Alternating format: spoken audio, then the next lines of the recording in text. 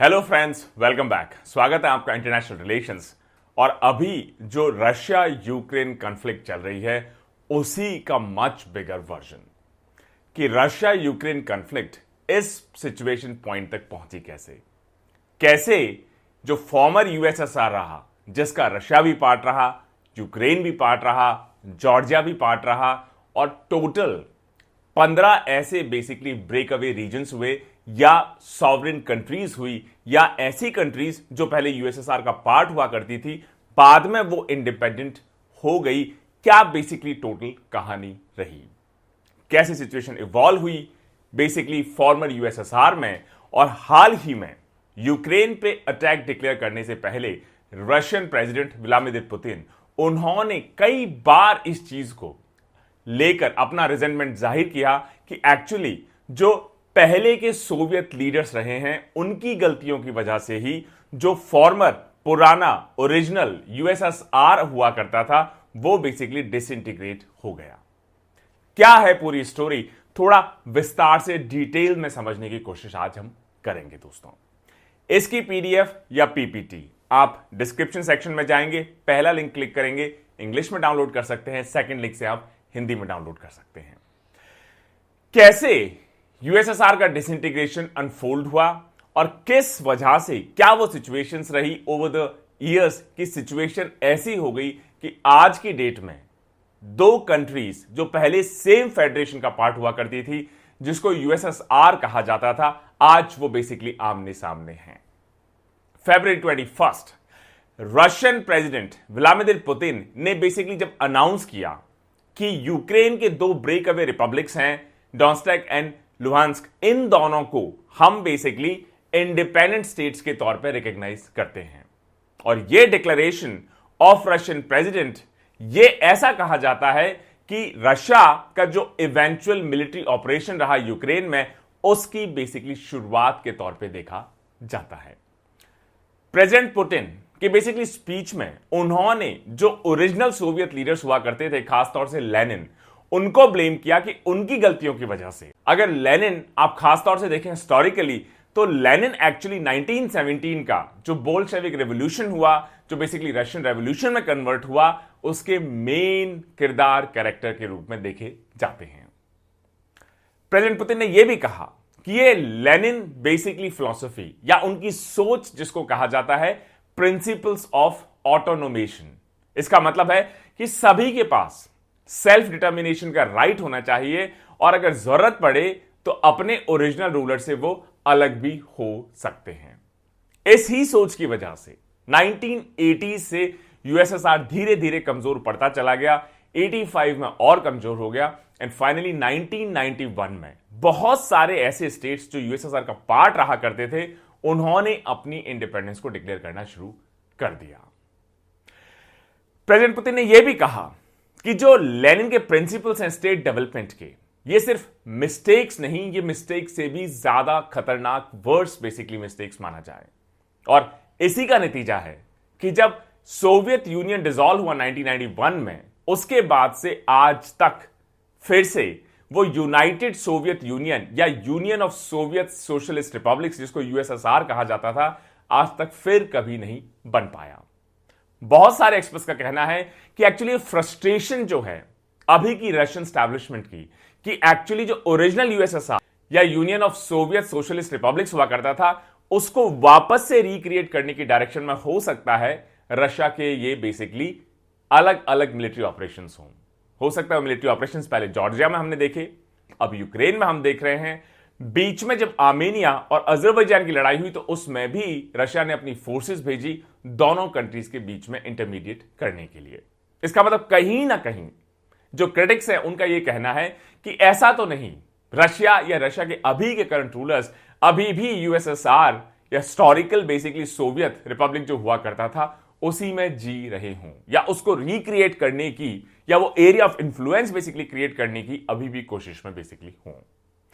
ये जो स्पीच रही प्रेसिडेंट पुतिन की, इसमें जो मेन ग्रीवांस उनका देखा गया वो यही रहा कि सोवियत यूनियन या यूएसएसआर कोलैप्स बेसिकली क्यों हुआ।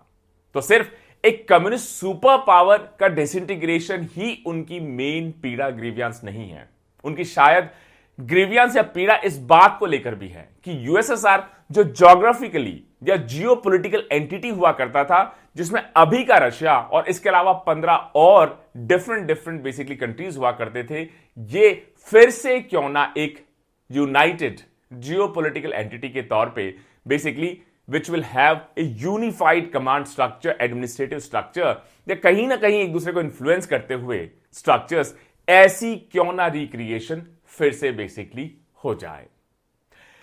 कई लोगों का यह कहना है कि एक्चुअली ये जो कंटेंशन है रशियन प्रेसिडेंट व्लादिमीर पुतिन की, इसकी अगर कहानी हम देखना शुरू कर दें, सबसे पहले इसको बड़ा समझना जरूरी होगा कि यूएसएसआर या बेसिकली फॉर्मर सोवियत रिपब्लिक या union of Soviet socialist republics, जिसको यूएसएसआर कहा जाता था, इसकी बेसिकली डिसइंटीग्रेशन की डिटेल्ड स्टोरी क्या है।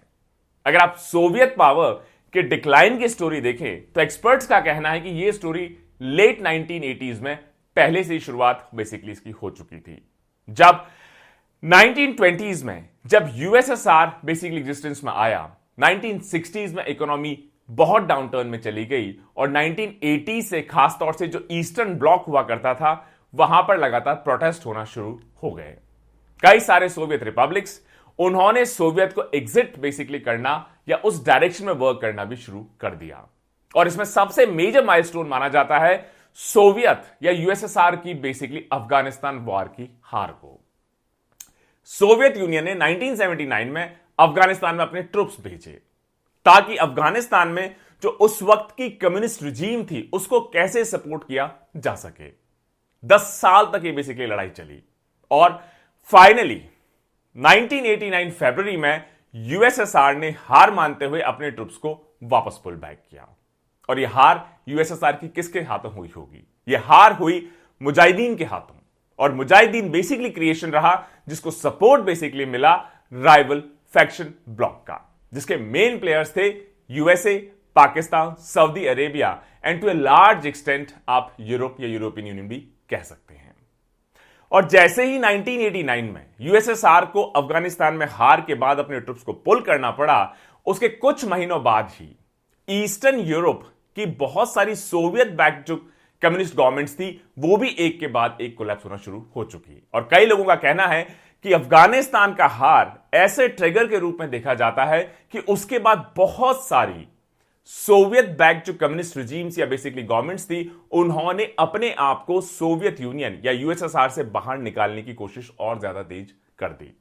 इसकी शुरुआत बेसिकली हुई पोलैंड से। और बड़े इंटरेस्टिंगली पोलैंड तब तक बेसिकली एक हेडक्वार्टर हुआ करता था जो रशिया या यूएसएसआर या Soviet led Warsaw military pact या सिक्योरिटी अलायंस हुआ करती थी, उसका बेसिकली हेडक्वार्टर पोलैंड स्वयं हुआ करता था। और पोलैंड के बाद यह प्रोटेस्ट स्प्रेड होना शुरू हुई हंगरी में, ईस्ट जर्मनी में, बुल्गारिया में, चेकोस्लोवाकिया में एंड रोमानिया में। जून 1989 में एक एंटी कम्युनिस्ट सॉलिडारिटी मूवमेंट को लॉन्च किया गया जिसके इंपॉर्टेंट लीडर रहे लेच वलेशा। और उन्होंने पोलैंड में पहली बार एक पार्शियली फ्री इलेक्शन में ओवरवेलमिंग मेजॉरिटी के साथ अपनी जीत दर्ज की।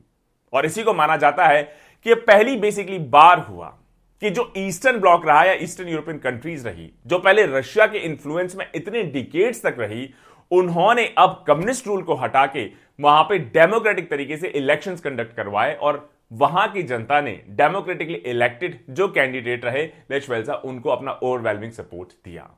और ये पोलैंड में जो चेंज देखा गया जून 1989 की इलेक्शन में, इसको पहला पीसफुल फॉल देखा गया किसी भी कंट्री के कम्युनिस्ट रूल का। और ये पोलैंड का जो इवेंट है 1989 का, इसने एक चेन रिएक्शन को ट्रिगर किया और ये फिर फैलना शुरू हो गया बाकी के ईस्टर्न ब्लॉक में। जैसे नवंबर 1989 में देखें हम तो बर्लिन वॉल, जो कि बेसिकली कैपिटलिस्ट वेस्ट बर्लिन को अलग करती थी, जो कम्युनिस्ट ईस्ट बर्लिन है उससे, 1989 में ही ये बर्लिन वॉल भी कोलैप्स हो गई और जर्मनी बेसिकली एक यूनिफाइड कंट्री की तरह फिर से यूनाइटेड हो गया। डोमेस्टिकली अगर आप देखें तो सोवियत यूनियन इस पूरे पीरियड में 1989 के बाद या इनफैक्ट उससे पहले ही आप कहें अर्ली 1980 से ही एक टफ इकोनॉमिक फेज से गुजर रहा था। और सोवियत यूनियन के जो लास्ट लीडर समझे जाते हैं उस वक्त के बेसिकली प्रेसिडेंट मिखाइल गोर्बाचोव, उन्होंने कहा कि ये जो पीरियड अभी यूएसएसआर फेस कर रहा है, this is an era of stagnation. Economy cripple कर चुकी है, इकोनॉमी ग्रोथ नहीं कर पा रही है, जॉब्स का इश्यू है। इस वजह से पूरा कंट्री 1960 से ही इस स्टैग्नेशन को फेस करता हुआ नजर आ रहा है। मतलब मोमेंटम ऑलरेडी 1960 से बनता चला गया 1980s तक। और 1989 के कुछ इवेंट्स जिसमें अफगानिस्तान में डिफीट हो, वहां से अपनी फोर्सेस का विड्रॉल हो, पोलैंड की पहली डेमोक्रेटिकली बेसिकली इलेक्टेड गवर्नमेंट हो, उसके बाद एक एक करके ईस्टर्न ब्लॉक में से बहुत सारी गवर्नमेंट्स, चाहे बर्लिन वॉल का फॉल हो 1989 का। जब गॉर्बाचोव सोवियत लीडर बने 1989 में, तो यूएसएसआर उस वक्त ऑलरेडी बहुत खराब कंडीशन में देखा जाता है। फॉरेन ट्रेड गिर रहा था, ऑयल प्राइसेस भी कम थी, जिसकी वजह से यूएसएसआर का जो main basically revenue earning resource था, इसकी oil and natural gas resources, उनसे भी इनकी जो इनकम थी काफी कम देखी गई, जिसकी वजह से जो डेट थी, कर्जा था यूएसएसआर पे, वो लगातार बढ़ता चला गया। और इस सिचुएशन को सुधारने के बाद मिखाइल गोर्बाचोव 1985 में जब पावर में आए, तो उन्होंने कई तरह के इकोनॉमिक रिफॉर्म्स को लॉन्च किया, जैसे डिसेंट्रलाइजेशन शुरू किया, रीस्ट्रक्चरिंग शुरू की, जिसको कहा जाता है पेरेस्ट्रोइका, और उन्होंने अपनी इकोनॉमी को ओपन अप करना शुरू कर दिया फॉरेन ट्रेड के लिए। इन रिफॉर्म से जो नेशनलिस्ट हैं, उनकी पकड़ तो सोवियत रिपब्लिक्स पे बढ़ गई, और सोवियत रिपब्लिक्स का मतलब है यूएसएसआर की एडमिनिस्ट्रेटिव यूनिट्स। लेकिन ये जो इकोनॉमिक रिफॉर्म्स थे, ये इस एक्सटेंसिव तौर पे नहीं किए गए जिससे कि इकोनॉमी सच में बेसिकली रिवाइव हो सके। तो फिर क्या हुआ बाद में, या किस तरीके से सोवियत डिसइंटीग्रेशन अनफोल्ड होता चला गया? जब कम्युनिस्ट स्टेट ईस्ट ब्लॉक में पोलैंड से जिसकी शुरुआत हुई, वो एक के बाद एक धड़ाधड़ गिरने लगे और इकोनॉमिक स्टैग्नेशन पूरे यूएसएसआर को ग्रिप करने लगा। तो इसकी वजह से मॉस्को की जो होल्ड रही पूरे यूनियन पे, पूरे यूएसएसआर के डिफरेंट एडमिनिस्ट्रेटिव यूनिट्स या बेसिकली कंट्रीज के ऊपर, वो कमजोर होती चली गई।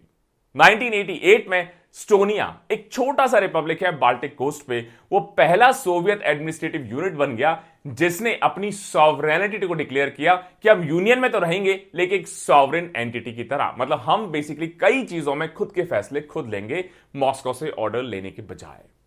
फिर मार्च 11, 1990 में लिथुआनिया, इन्होंने दूसरी बाल्टिक रिपब्लिक के रूप में पहले ऐसे कंट्री बन गए जिन्होंने यूएसएसआर से सिर्फ सॉवरेनिटी डिक्लेयर नहीं की, लेकिन एक कंप्लीट इंडिपेंडेंस को डिक्लेयर कर दिया। और इस तरीके से जो ये कम्युनिस्ट ओल्ड रिजीम रही पूरे यूएसएसआर में, अपने ही वेट के नीचे एक के बाद एक कोलैप्स होना शुरू हो गई। पूरा ईस्टर्न ब्लॉक कोलैप्स हो गया। जर्मन यूनिफाई हुआ 1989, और North Atlantic Treaty Organization NATO, जो अभी भी रशिया और बेसिकली यूक्रेन के बीच में मेन इशू बना हुआ है, वो अब ईस्ट जर्मनी को भी कवर करने लगा। क्राइसिस लगातार फैलता रहा सोवियत रिपब्लिक्स, और उस वक्त के प्रेसिडेंट गोर्बाचोव, उन्होंने प्लान किया कि कैसे हम डिसेंट्रलाइज करें चीजों को, सेंट्रल गवर्नमेंट की पावर्स को, और अभी तक जो हाईली सेंट्रलाइज्ड एडमिनिस्ट्रेटिव और इकोनॉमी हमारी रही, उसको हम जो 15 रिपब्लिक्स हैं उन तक बेसिकली डिसेंट्रलाइज तरीके से पहुंचाने की कोशिश करें, और एक नई यूनियन ट्रीटी साइन करें हम हमारे सारे रिपब्लिक्स के साथ। और वो 1922 की जो ओरिजिनल ट्रीटी रही इन 15 रिपब्लिक्स के साथ, जिसके थ्रू रशिया ने मिलके यूएसएसआर बेसिकली यूनियन बनाई, उसको ये नई न्यू यूनियन ट्रीटी अब रिप्लेस करना शुरू कर दे, जिसमें स्टेट्स को या रिपब्लिक्स को ज्यादा बेसिकली अथॉरिटी दी जाए, पावर दी जाए, ताकि वो यूएसएसआर से बाहर निकलने की कोशिश ना करे। फिर आया अगस्त 1991। ये जब क्राइसिस पूरे यूएसएसआर या सोवियत यूनियन में लगातार बढ़ता चला गया, तो कई सारे जो कम्युनिस्ट हार्डलाइनर्स थे, उनको लगा कि गोर्बाचोव की जो पॉलिसी है कि ये ओपन अप कर रहे हैं एडमिनिस्ट्रेटिव रिफॉर्म्स को लेके, या रिपब्लिक्स को ज्यादा पावर देके, या नई ट्रीटी साइन करके, या इकोनॉमी को फॉरेन ट्रेड के लिए ओपन करके, ये शायद कम्युनिज्म के लिए ठीक नहीं है। और उन्होंने चाहे मिलिट्री लीडर्स हो उस वक्त के या सिविलियन लीडर्स हो, उनके साथ मिलके पावर को अपने हाथ में लेने की कोशिश की, एक कू ऑर्गेनाइज किया गोर्बाचोव को बाहर करने के लिए। लेकिन कू फेल हो गया। लेकिन इस पूरे चेन ऑफ इवेंट्स की वजह से गोर्बाचोव की जो पकड़ थी बेसिकली पावर पे या गवर्नमेंट पे या रिपब्लिक्स पे वो अब धीरे धीरे कमजोर होती हुई दिखाई देने लगी। और 8 दिसंबर 1991 तीन बेसिकली सोवियत रिपब्लिक्स के leaders, Russian president Boris Yeltsin, Ukrainian president Leonid Gorbachev and Belarusian prime minister वाचलाव केविच, इन्होंने एक अकॉर्ड साइन किया जिसको कहा जाता है बेला-वेजा अकॉर्ड्स। और उन्होंने कहा कि अब यूएसएसआर एग्जिस्ट नहीं करता, हम सभी कंट्रीज अपनी अपनी कंट्रीज की इंडिपेंडेंस को डिक्लेयर करते हैं। तीन countries, Russia, Ukraine and Belarus. 8 दिसंबर 1991, इसी को बेसिकली कहा जाता है यूएसएसआर का कोलैप्स। साथ ही साथ इन्होंने यह भी अनाउंस किया कि हालांकि यूएसएसआर अब एग्जिस्ट नहीं करता क्योंकि हमने अपनी इंडिपेंडेंस बेसिकली डिक्लेयर कर दी है, लेकिन हम एक नई एंटिटी फॉर्म करेंगे जिसको कहा जाएगा Commonwealth of independent states, CIS, जो फॉर्मर यूएसएसआर है उसको रिप्लेस करेगा। और कुछ हफ्ते बाद ही प्रेसिडेंट गोर्बाचोव को अपना रेजिग्नेशन देना पड़ा। अगर ये आप मैप देखेंगे तो इससे आपको पिक्चर और क्लियर हो जाएगी। रफली 30 इयर्स 1991 में जो सोवियत यूनियन बेसिकली खत्म हो गया, चेन ऑफ इवेंट्स, आप टोटल 15 डिफरेंट रिपब्लिक्स इसमें आप देखेंगे। लिथुनिया हो, जॉर्जिया हो, स्टोनिया हो, लिटविया हो, यूक्रेन हो, बेलारूस हो, मोल्डोवा हो, अजरबैजान हो, जहां पे आईएएस में आने से पहले मैं खुद कई साल तक जॉब करता था ऑयल एंड गैस इंडस्ट्री में। किर्गिस्तान हो, उज्बेकिस्तान हो, तजाकिस्तान हो, अर्मेनिया हो, तुर्कमेनिस्तान हो, कजाकिस्तान हो, एटसेट्रा एटसेट्रा एटसेट्रा। तो आप देखेंगे ईस्टर्न ब्लॉक और रशिया के सदर्न बेसिकली जो कंट्रीज हैं ये अब रशिया से अलग होती हुई चली गई। यूक्रेन उन कंट्रीज में से रहा जो फाउंडिंग मेंबर्स रहे CIS या कॉमनवेल्थ ऑफ इंडिपेंडेंट स्टेट्स को स्टैब्लिश करने में, लेकिन यूक्रेन ने हालांकि फाउंडेशन तो इसकी रखी लेकिन खुद ने उसके चार्टर को कभी साइन नहीं किया। ना ही यूक्रेन ने जो कलेक्टिव सिक्योरिटी ट्रीटी ऑर्गेनाइजेशन जिसको CSTO भी कहा जाता है उसको ही बेसिकली ज्वाइन किया। इनफैक्ट यूक्रेन ने बाद में CSTO के बजाय, जो कि Russian influence, Russian led basically security pact है, उसके बजाय नेटो, जो कि Europe and western basically powers led security alliance है, उसको ज्वाइन करने के लिए अपनी ज्यादा इच्छा जाहिर की। और इस वजह से रह रहकर, चाहे वो जॉर्जिया हो, यूक्रेन हो, बार बार रशिया के साथ किसी ना किसी वजह से कन्फ्रंटेशन सिचुएशंस बनती हैं। अब क्वेश्चन आ जाता है कि ये चेन ऑफ इवेंट्स रहे जिसकी वजह से रशिया बेसिकली टूट गया या यूएसएसआर उस वक्त का टूट गया। आज की तारीख में रशिया किस तरह के इक्वेशन शेयर करता है जो फॉर्मर सोवियत स्टेट्स हैं उनके साथ। जो फॉर्मर सोवियत रिपब्लिक्स हैं उनमें से 9 CIS means basically Commonwealth of independent states के पार्ट हैं, जैसे आर्मेनिया है, अजरबैजान है, बेलारूस है, कजाकिस्तान है, किर्गिस्तान है, मोल्डोवा है, रशिया है, तजाकिस्तान है, उज्बेकिस्तान है और तुर्कमेनिस्तान इसका एक एसोसिएट मेंबर है। रशिया अभी भी बहुत इंफ्लुएंस विल्ड करता है इन सभी कंट्रीज के ऊपर। इनफैक्ट रशिया ने एक सिक्योरिटी ऑर्गेनाइजेशन भी बनाई जिसका नाम है CSTO, collective security treaty organisation, जिसमें ये सभी फॉर्मर सोवियत रिपब्लिक्स को एक साथ लाने की कोशिश की गई है। Armenia, Belarus, Kazakhstan, Kyrgyzstan, Tajikistan, ये बेसिकली इस CSTO या कलेक्टिव सिक्योरिटी ट्रीटी ऑर्गेनाइजेशन के पार्ट्स हैं रशिया के अलावा। और ये जो 15 रिपब्लिक्स हुए जो इंडिपेंडेंट हुए सोवियत यूनियन के 8 दिसंबर 1991 के फॉल आउट के बाद, उसमें से 3 Baltic countries, Latvia, Lithuania and Estonia, ये सभी अपना बॉर्डर शेयर करते हैं रशिया के साथ। ये CSTO का पार्ट बनने के बजाय 2004 में नेटो का बेसिकली पार्ट बन गए। और वहीं से रशिया को चिंता होने लगी कि हमारे साथ जो बॉर्डर शेयर्स करते हैं ऐसे रिपब्लिक्स, ऐसे कंट्रीज जो कभी हमारा पार्ट हुआ करते थे, वो हमारी बेसिकली अलायंस को ज्वाइन करने के बजाय यूरोपियन अलायंस या वेस्टर्न पावर अलायंस नेटो की तरफ कहीं ज्यादा इंक्लाइन होते हुए दिखाई देते हैं। यूक्रेन और जॉर्जिया को भी नेटो की मेंबरशिप ऑफर की गई 2008 में, लेकिन रशिया को जैसे ही पता चला कि यूक्रेन और जॉर्जिया की कोशिश की जा रही है कि यूरोपियन यूनियन को ज्वाइन करें, नेटो को ज्वाइन करें, तो रशिया ने जॉर्जिया में अपने ट्रूप्स को भेज दिया 2008 में। और इसकी आड़ में कि 2 जो ब्रेक अवे रिपब्लिक्स हैं, साउथ ऑस्ट्रेलिया एंड उज्बेकिस्तान, उनको प्रोटेक्ट करने के लिए हम बेसिकली अपने ट्रूप्स भेज रहे हैं। इस आड़ में जॉर्जिया को नेटो 2008 में ज्वाइन नहीं करने दिया। 2014 में रशिया ने, सबको पता है कि यूक्रेन के क्रीमिया रिपब्लिक को अनेक्स कर लिया और क्रीमिया रिपब्लिक एक ब्लैक सी पेनिनसुला है जो बेसिकली यूक्रेन से अटैच यूक्रेन का पार्ट हुआ करता था। और इस पूरे एनेक्सेशन के दौरान रशिया ने बेसिकली कहा कि एक्चुअली ये दोनों ही हमारे पार्ट हुआ करते थे। 2014 में भी एक लिमिटेड स्केल वॉरफेयर हुआ और उसमें यूक्रेन को क्रीमिया को जाने देना पड़ा बेसिकली रशिया के पास। इसी तरीके से इस महीने भी रशिया ने दो और ब्रेक अवे रिपब्लिक्स जिनका नाम है लुहांस्क एंड डोनेट्स्क, इनको भी रिकॉग्नाइज किया जो यूक्रेन का डॉनबास रीजन है उसमें, और अपने ट्रुप्स को भेजा कि हम इन दोनों नए इंडिपेंडेंट रिपब्लिक्स को प्रोटेक्शन बेसिकली अब देंगे। रशिया ने कई लार्ज स्केल पे अपनी मिलिट्री प्रेजेंस को इंश्योर किया है ट्रांसनिस्ट्रिया में, जो कि एक ब्रेक अवे रिपब्लिक है मोल्डोवा को। इसके अलावा आर्मेनिया और अजरबैजान की जब कॉन्फ्लिक्ट हुई 2020 में, तो उस वक्त भी दोनों कंट्रीज के बीच में पीस करवाने के लिए, मीडिएट करवाने के लिए या कॉन्फ्लिक्ट को एंड करने के लिए रशिया ने अपने ट्रूप्स भेजे। दोनों कंट्रीज के बीच में लड़ाई हुई बेसिकली नगोर्नो कराबाख या रिपब्लिक ऑफ अश्ताक रीजन को लेके, एक और ब्रेक अवे रिपब्लिक। मतलब अगर आप ट्रेंड देखें, कई सारे फॉर्मर यूएसएसआर के जो रिपब्लिक्स रहे उनके ब्रेक अवे रिपब्लिक्स को रशिया किसी ना किसी तरीके से सपोर्ट करता रहा है। कई बार अपनी बेसिकली आर्मीज को वहां पर भेजा है, और इसी चीज को लेके जो फॉर्मर रिपब्लिक्स हैं और रशिया, यूरोप एक तरफ अमेरिकन सपोर्ट के साथ आपस में हमेशा से किसी ना किसी कारण से बार बार कुछ सालों बाद एक कॉन्फ्लिक्ट सिचुएशन बन जाती है। ऐसा क्या हुआ कि ये डिसइंटीग्रेशन के बाद और भी बहुत सारे कंट्रीज थे, लेकिन यूक्रेन के साथ बार बार इश्यू क्यों क्रिएट होता हुआ दिखाई देता है। जब यूक्रेन इंडिपेंडेंट बना 1991 में, तो यूक्रेन ने लार्जली एक न्यूट्रल फॉरेन पॉलिसी को अडॉप्ट किया। इनफैक्ट सीआईएस के फाउंडिंग मेंबर्स तो रहे, लेकिन इन्होंने कभी भी सीआईएस के चार्टर को साइन नहीं किया। साथ ही साथ यूक्रेन ने सीएसटीओ जो सिक्योरिटी अलायंस रही रशिया की, उसको भी ज्वाइन करने से मना कर दिया। सिमिलरली दूसरी तरफ यूक्रेन ने नेटो को भी ज्वाइन करने से पूरी तरह मना कर दिया।